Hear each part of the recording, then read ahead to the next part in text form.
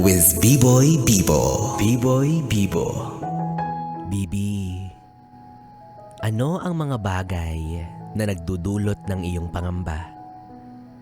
Ano ang mga dahilan para hindi subukan ang hindi mo pa nakikita?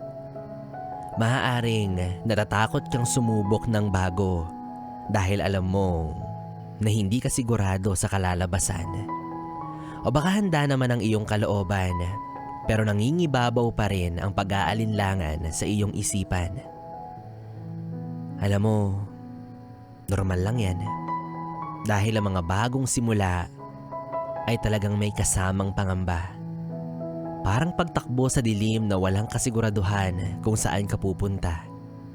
Kaya umaasa ka na sa dulo ay liwanag sana ang iyong makikita. Alam mo, aminin mo man o hindi, may mga pangarap kang nagsusumigaw, pero takot ang nangingibabaw.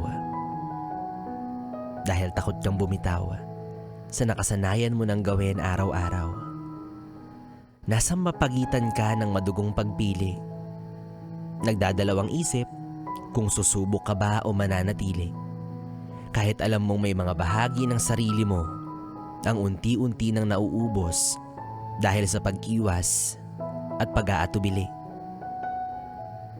Tama naman ang kasabihan na hindi mo malalaman kung hindi mo susubukan. At hindi mo makikilala ang iyong pagkatao kung palagi ka nalang nagtatago sa likod ng bawat takot mo. Kaya susunod na maisipan mong humakbang palayo sa nakasanayan, bakit hindi mo pa tuluyang subukan? Kahit dahan-dahan. Ano't ano pa man ang kalabasan, alam mong ginawa mo ito ng may katapangan kahit walang kasiguraduhan. Dahil sa dulo ng lahat ng masakit, mas okay na yung sana pala ganito ganyan. Dahil mas okay pa rin kung susubukan.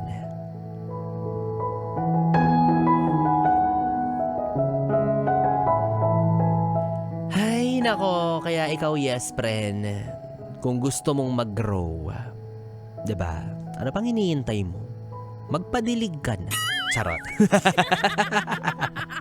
Yes, friend. B-Boy Bibo pa rin ang iyong kapiling para sa ating tuloy-tuloy na BB Time hanggang mamayang alas 12 dito sa 101.1. Yes, FM. Solid. Oras natin, 10:39. Pasensya na